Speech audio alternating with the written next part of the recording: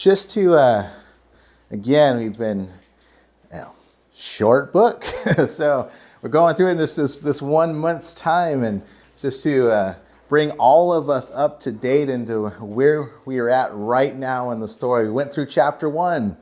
We saw God's calling of Jonah. We saw Jonah not liking that calling. We saw Jonah run for it. We saw God bring discipline to Jonah's life. We saw God bring him back to where he was supposed to go by, getting him thrown off of the ship, getting him swallowed by a big fish, and getting taken in the general direction of where he needed to go. And we saw into Jonah chapter 2, while he is in the belly of this great fish, Jonah at that point decides, now's a good time to stop and pray. And he is inside of the belly of the fish, and he's praying, and in his prayer he tells God, I will do now what you have called me to do. I will do these things. And we see his prayer. We talked about prayer through chapter 2. As we came to the end of chapter 2, the last verse of chapter 2 says that great fish vomited Jonah out onto the shore of the place where it dropped him off at. And that's how we left chapter 2. And then last week we came into chapter 3. And chapter 3 was Jonah now acting in the calling that God had given him. But the greater picture, the umbrella of chapter 3 was not look at what the man has done. The man, as we're going to see today, kind of lacks some of the heart still in the ministry. But chapter 3 was all about look what God has done. God had a heart of compassion for this city of people that were wicked. It literally says, God says, I have seen your wickedness. I am sending my messenger to give you a message. And in 40 days, I'm going to destroy the city. But when we come into Jonah chapter 3, we saw that God used the voice of Jonah to share the message, but God moved in the hearts of people and preserved the lives of 120,000 people in this city. Chapter 3 was look at what God has done. God was the one in control. God was the one doing the work. And today, now, we are coming into Jonah chapter 4. We're going to start with just the first 3 verses. Jonah chapter 4, 1 through 3. And I'm going to actually go back, and as we're reading into chapter 4, I'm going to read the last verse of chapter 10. Of chapter 3, verse 10. So chapter 3, verse 10 says, Then God saw their works, that they had turned from their evil way, and God relented from the disaster that he said he would bring upon them, and he did not do it. Then coming into chapter 4, but it displeased Jonah exceedingly, and he became angry. So he prayed to the Lord and said, Lord, was not this what I said when I was still in my country? Therefore I fled previously to Tarshish, for I knew that you are a gracious and merciful God, slow to anger and abundant in loving kindness, one who relents from doing harm. Therefore now, O Lord, please take my life from me, for it is better for me to die than to live. We just saw an entire city saved from destruction by God's grace in chapter 3. Again, that's what we saw in that chapter 3, verse 10. God saw the change. God saw the response. God moved in the hearts of people. God relented from the destruction that he was going to bring to Nineveh. I think we should look at that and be from where we're sitting, I hope we would look at it that's wonderful. That's a wonderful thing that God would intervene on behalf of these people that, this city was they were known for their wickedness at this point. And they weren't even part of the nation of Israel. And that God would see this and God would have compassion on them, that God would intervene, that God would save them. It's I feel like that's amazing. That is a wonderful thing to happen. It seems like this should be something that we should be celebrating. It seems that, I would think that this guy that God brings into the process to be used in the process, to be used as his voice in the situation, I would think that he should be joyful as a result of being a part of something so amazing as this. But not Jonah. Jonah got angry as a result of this. He's this is why I left, because I didn't want this to happen. He's I ran because I didn't want this to happen. And so the question that comes to my mind, I'm reading this, just a simple question, but what's up with this guy? Like, what is up with this guy? He was just used by God to be part of this incredible saving moment of this entire city of people. What's up with this guy? What's his deal? Why is he so angry in this situation? And obviously, we've gone through the book. It's short. We haven't been that long in it.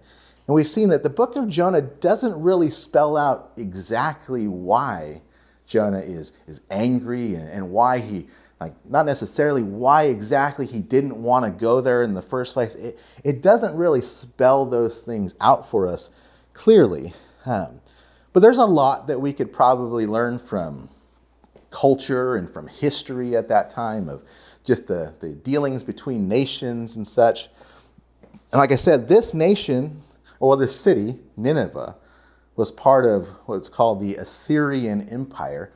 They were not Israeli, they were not part of the nation of Israel. And if you go back and you look at the history of the Assyrian Empire, they were in a lot of ways a ruthless people. They were they were violent, they were cruel, they oppressed other nations, they in ways enslaved other nations. And Israel had been on the receiving end of a lot of that.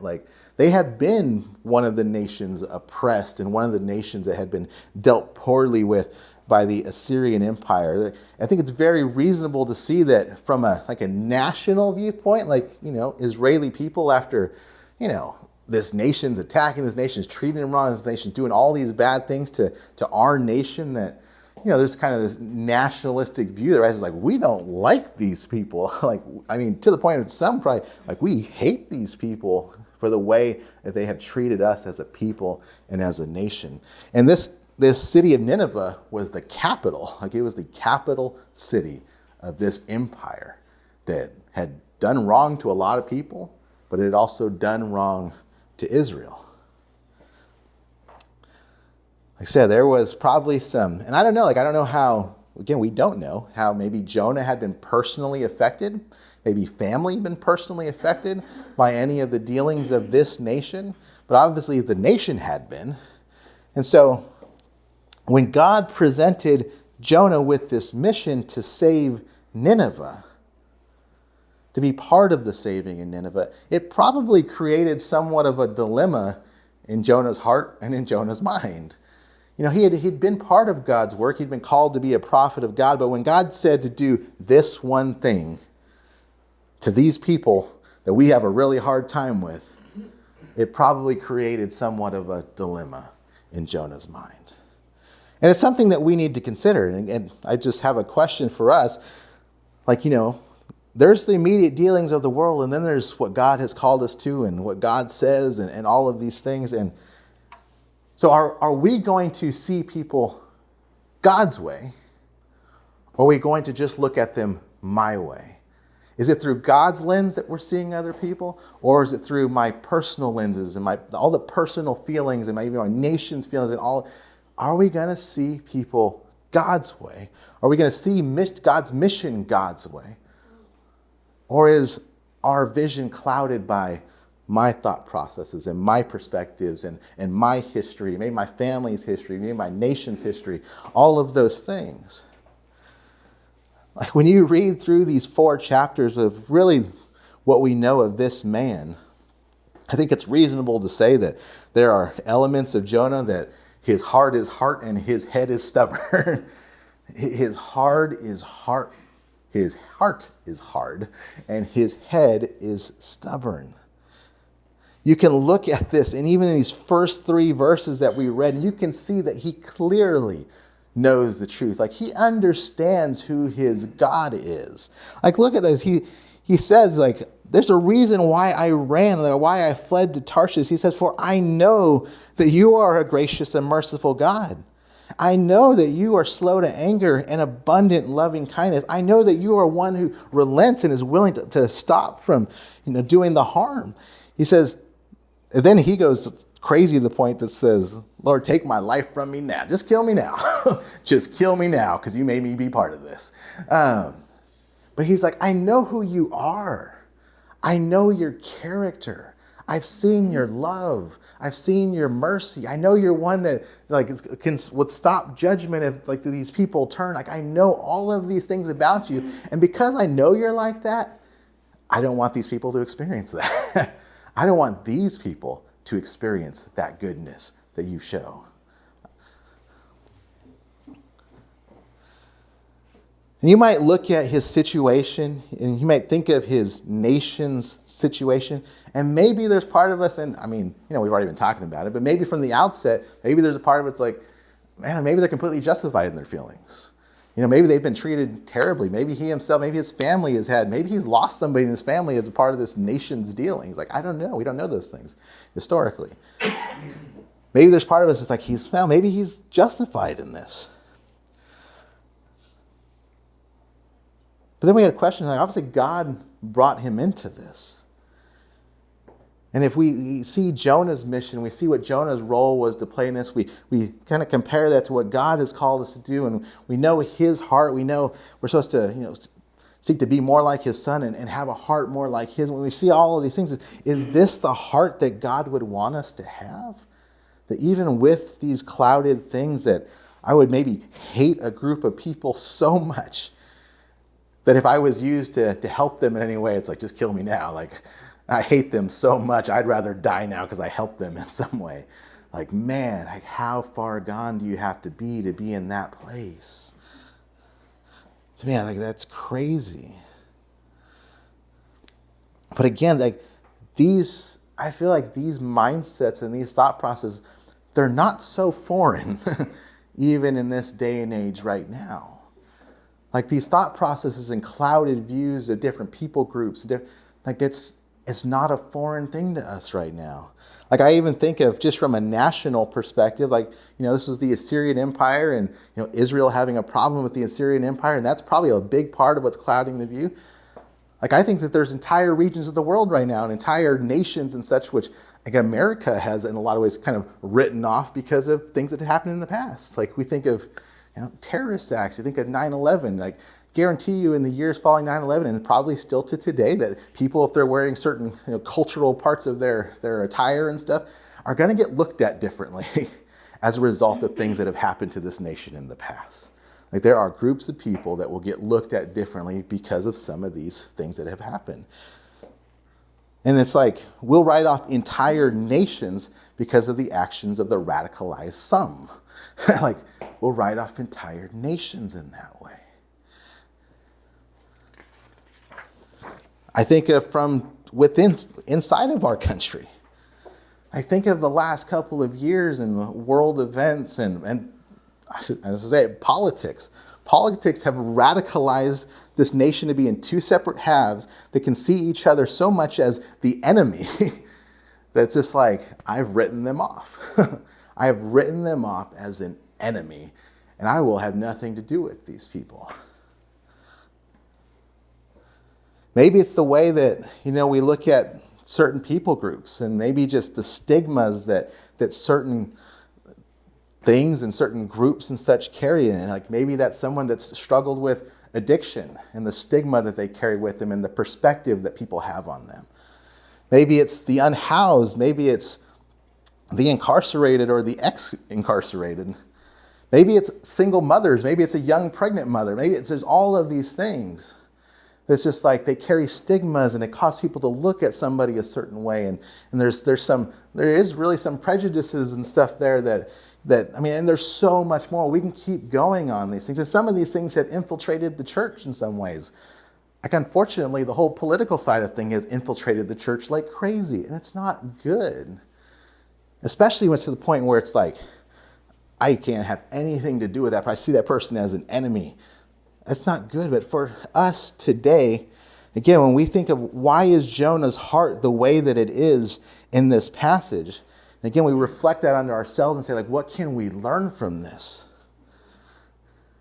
I think the question is just says, have cultural views, national views, other people's opinions, personal prejudices, or whatever else clouded our view from seeing people the way that God sees people?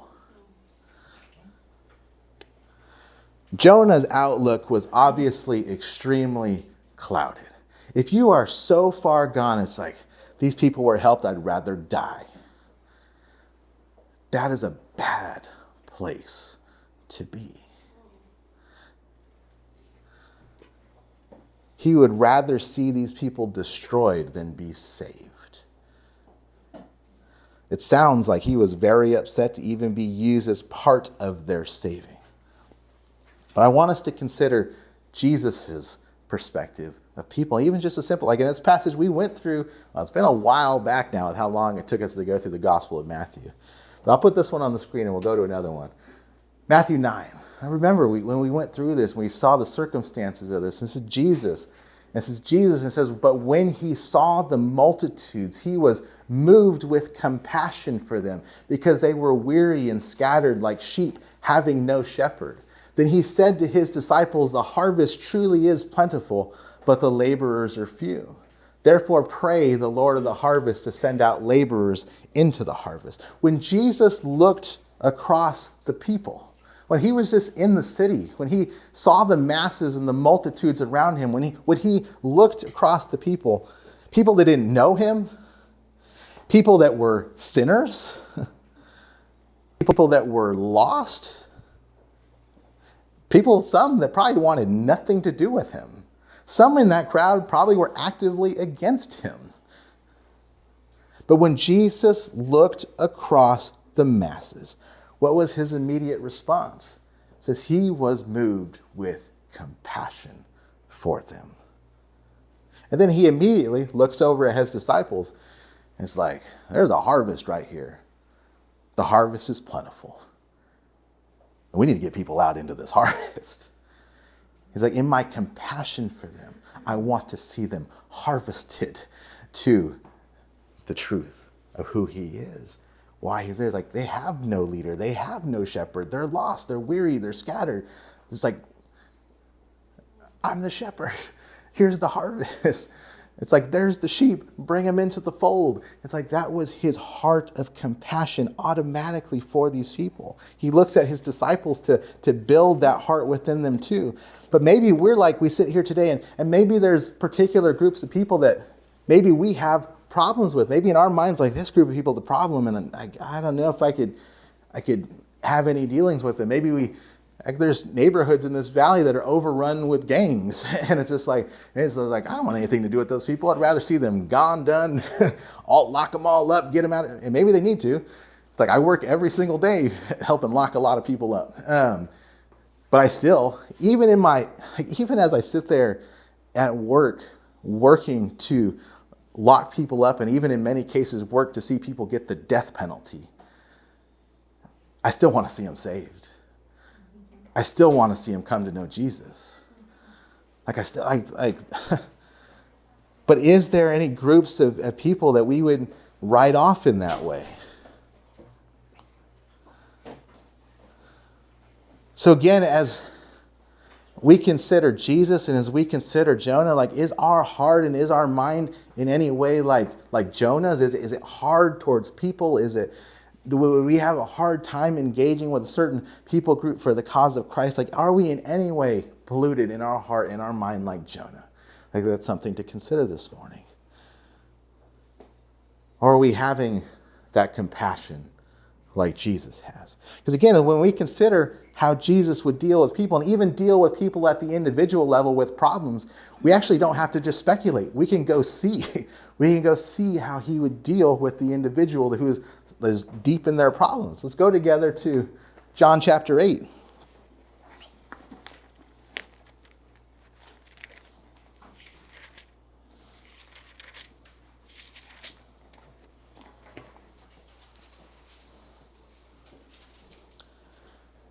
John chapter 8. Give you a moment.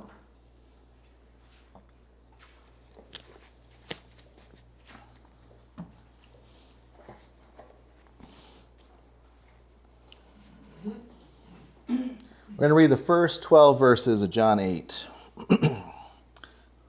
Starting in verse 1. It says, "But Jesus went to the Mount of Olives. Now early in the morning he came into the temple, and all the people came to him, and he sat down and he taught them. Then the scribes and the Pharisees brought to him a woman caught in adultery. And when they had set her in the midst, they said to him, Teacher, this woman was caught in adultery in the very act. Now Moses in the law commanded us that such should be stoned. But what do you say? This they said, testing him, that they might have something of which to accuse him. But Jesus stooped down and wrote on the ground with his finger, as though he did not hear. So when they continued asking him, he raised himself up and said to them, He who is without sin among you, let him throw the first stone. And again he stooped down and wrote on the ground. Then those who heard it, being convicted by their conscience, went out one by one, beginning with the oldest, even to the last. And Jesus was left alone with the woman standing in the midst. Then Jesus had raised himself up and saw no one but the woman. He said to her, Woman, where are those accusers of yours? Has no one condemned you? She said, No one, Lord. Jesus said to her, Neither do I condemn you. Go and sin no more. Jesus spoke to them again, saying, I am the light of the world. He who follows me shall not walk in darkness, but have the light of life. Like, this is that same compassion that we saw in Matthew 9. We see his heart of compassion turned towards the people. This is that heart of compassion turned into action towards this woman. We don't know what Jesus wrote in the sand that day. Like, it doesn't say. It doesn't say that Jesus wrote this about this person, this. It doesn't say what he wrote in the sand. There's a lot of speculation that what he wrote in the sand was perhaps the sins of the people around him that were accusing this woman. Speculation of that. But Jesus wrote something in that sand, and whatever he wrote in that sand brought conviction to these people that were accusing this woman. Jesus had compassion for this woman. He challenged the people around them that were standing in accusation, that had these things against this woman. And she was wrong. Like, obviously she was guilty, she was wrong, she was caught, she was all of those things. And yet, Jesus stood there in compassion, challenging the people around her to say, Are any of you perfect? If any of you is perfect, go ahead and throw the stone. There wasn't a single person there that could claim perfection and claim to be better than this woman. And so they left. One by one. So it starts with the oldest, maybe oldest and wisest. They knew something. They started leaving. And again, it was left with no one there to accuse her. How thankful we should be that our God is gracious, merciful, and compassionate towards us. When I see the problems that are clouding Jonah's heart towards people, I want to get rid of any clouds that perhaps are in my heart. Like, when I see that even in the midst of this situation where this woman is caught in sin, and again, that's a sin, it was wrong, and it was a sin against God and all of those things. But God in that moment still intervened on her behalf in compassion to see her saved and see her changed and see her brought out of that. Like, I don't want to be clouded in heart like Jonah. I want to be compassionate in heart like Jesus. I want that for all of us. Again, we look back at Jonah's story and we see how this continues to go because God's still got lessons for him. We read the first 3 verses. Let's continue on in verses 4 through 9. Jonah 4 through 9.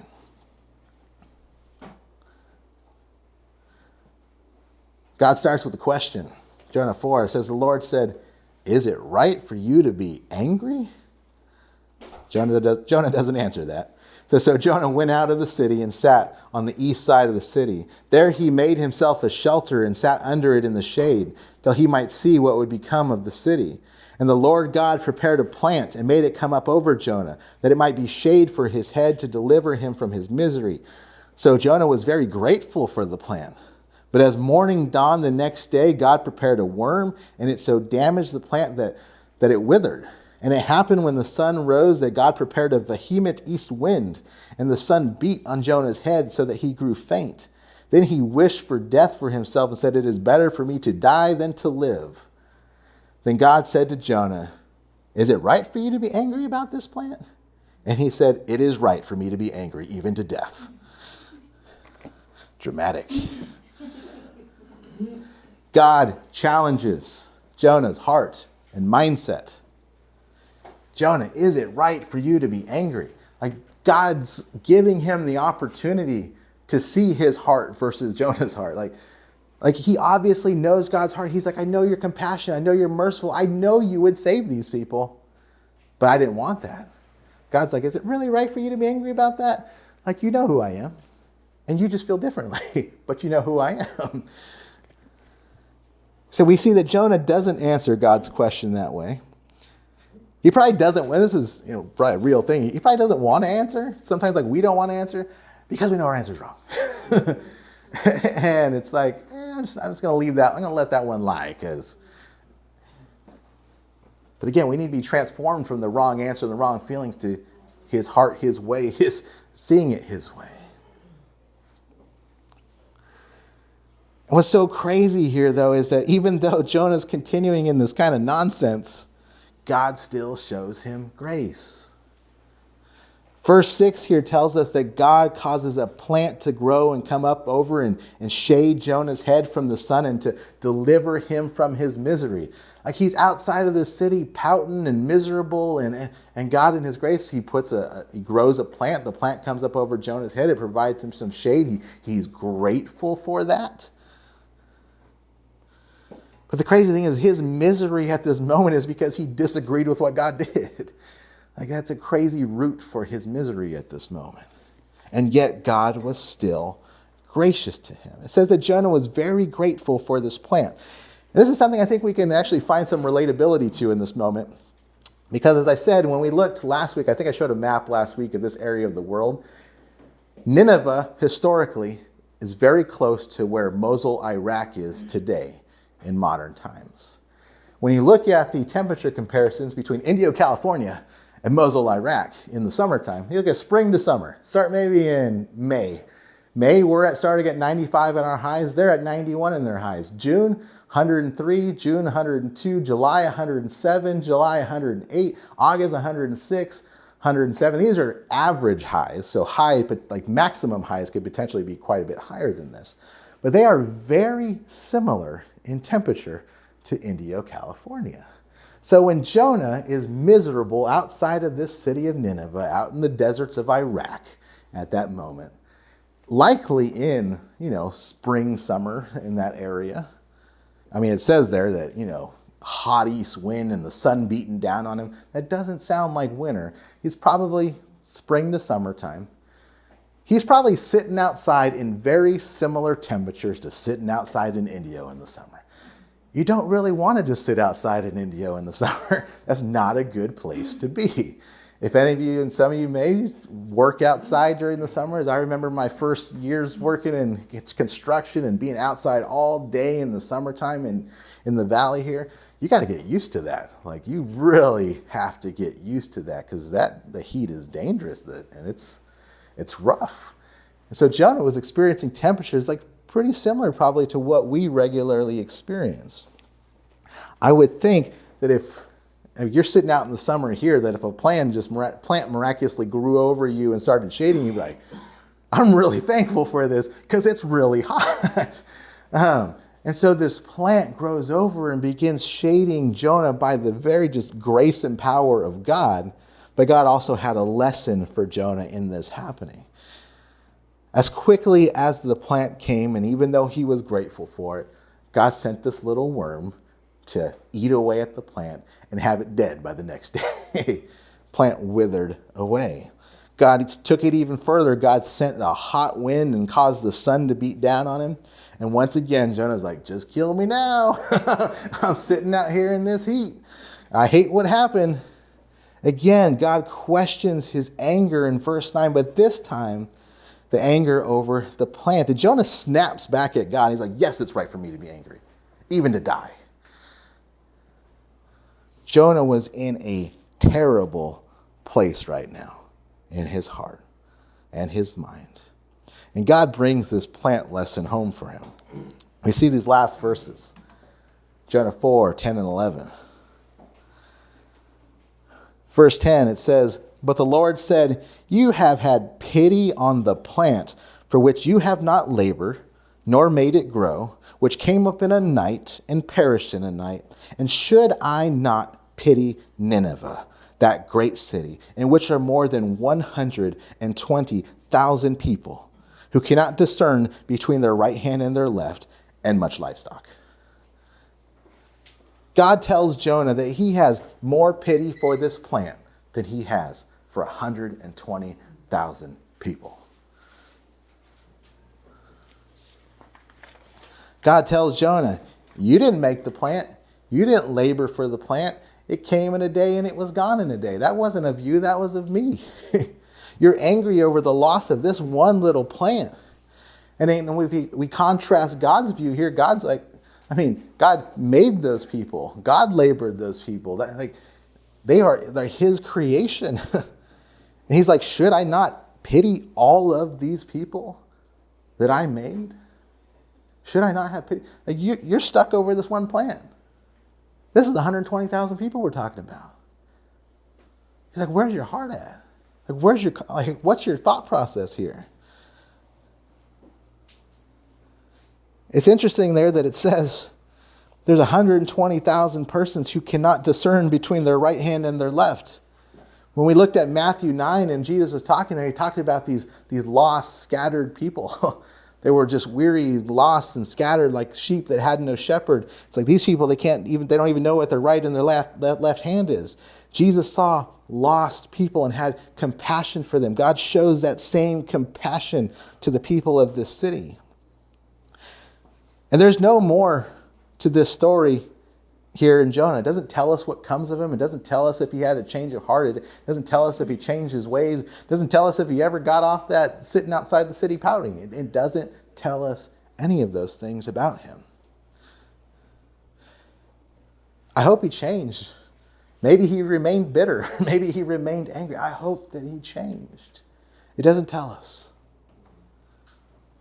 But again, when we want to understand God's heart for what he's doing in this world, I want to go look at another passage together. I want to go to Ephesians chapter 2.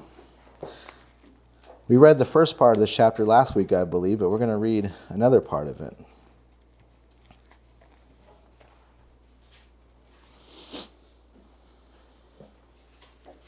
I'll read this and I'll kind of explain what's going on here.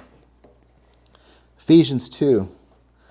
I'm going to read 11 down the rest of the chapter.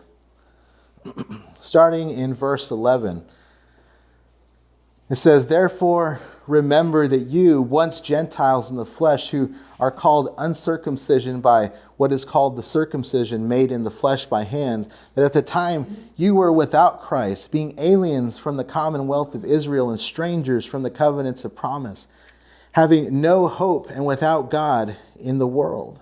But now in Christ Jesus, you who were once far off have been brought near by the blood of Christ. For he himself is our peace, who has made both one and has broken down the middle wall of separation, having abolished in his flesh the enmity, that is the law and the commandments obtained in ordinances, so as to create in himself one new man from the two, thus making peace, that he might reconcile them both to God in one body through the cross, therefore putting to death the enmity. And he came and preached peace to you who were afar off and to those who were near. For through him we both have access by one Spirit to the Father. Now, therefore, you are no longer strangers and foreigners, but fellow citizens and the saints and the members of the household of God, having been built on the foundation of the apostles and prophets, Jesus Christ himself being the chief cornerstone, in whom the whole building, being fitted together, grows into a holy temple of the Lord, in whom you also are being built together for a dwelling place of God in the Spirit. Now there's a lot of words and there's a lot of things that are said here. The overall idea here is that there was a problem between the Jewish people and the Gentile people at this point in time, culturally and even in the church. They had problems. They looked at each other weird. They weren't necessarily accepting of each other, even having this relationship with their God. Paul is dealing with this church in Ephesus because the problem is there. And he's like, This whole group of people, the Gentiles, he's like, they didn't know anything about this. They were far from these things. They didn't know the covenants of promise. They didn't know what God was doing. They weren't part of these things that were happening. But it says now Christ changes that. And even though you guys have your problems and you guys see yourself one way or the other, it says there in verse 14 that Christ, as our peace, has come to make you one and come to break down the walls that separate you. Like there are so many cultural walls that separate people. And sometimes that's prejudices. Sometimes that's just the way we look at people. Sometimes that's national views. Sometimes that's people's opinions just feeding into us. Sometimes that's life experiences that let us like, I don't like this person or this type of people or anything. There's so many different walls that separate people. Here it was there was a cultural wall that was separating these people. And Paul is teaching them that Christ came to break down those walls and bring people together in him. So whatever, again, if there are things that cloud our view, if there are walls that are in front of us that stop us from seeing people with that compassion that Christ would have for them, see here that his purpose was to come, break down those walls that separate us, and bring us to where verse 19 says, well, we're no longer strangers. We're no longer foreigners of one another, but then we can now become fellow citizens and saints of the very same household of God. Whatever those things are, Jesus said, I came to break it down and bring the family together.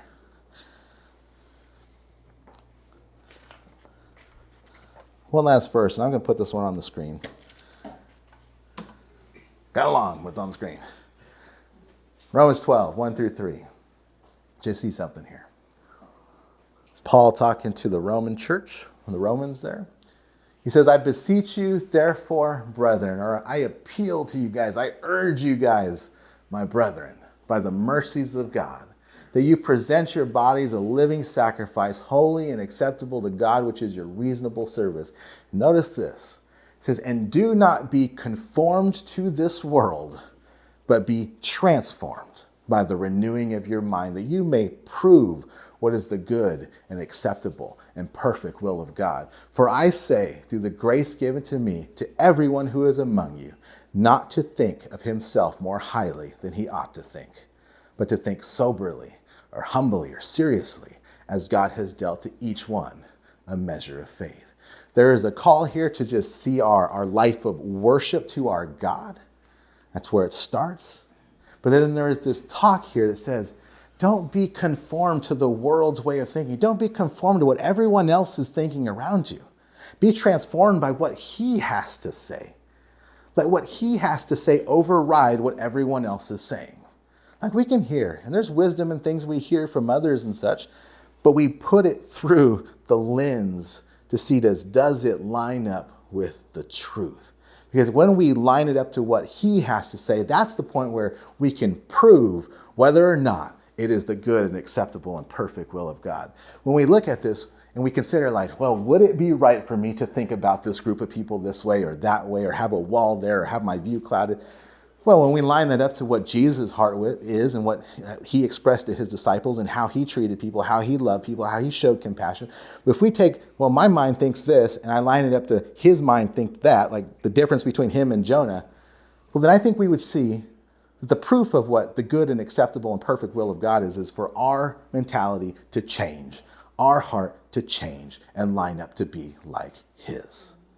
That's when we stop conforming to the thought processes around us and we are transformed into his truth, to his thought process, to hopefully be more like him. Paul said this, he's like, I urge you guys, consider these things. It's the real deal. There's lots of thought processes out there in this world. Lots of those will even dictate how you view people, how you see them, and how you'll engage with them. Then there's the way that Jesus looked at people. There was something in Jonah that was so problematic that he hated these people, wanted nothing to do with saving them. He wanted these people to face God's retribution rather than to experience God's redemption. That is a terrible place to be.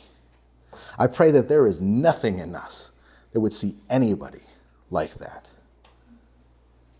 We need to exercise wisdom in our interactions with people, but we need to have a bottom line compassion and desire to see people redeemed by the very same God who redeemed us.